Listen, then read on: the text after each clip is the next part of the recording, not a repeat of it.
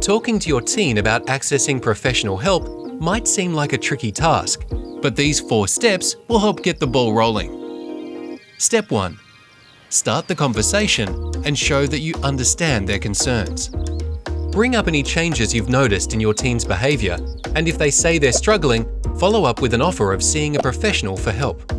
If your teen is unsure, let them know you understand and that you can look into those concerns with them. Step 2. Choose a professional together. Work with your teen to find the right fit by seeing your GP or researching online. Remind them that if the first professional doesn't work out, they can try another. Step 3.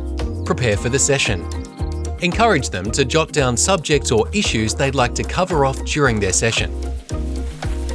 Meanwhile, you can take care of the logistical stuff, like helping organise a mental health care plan.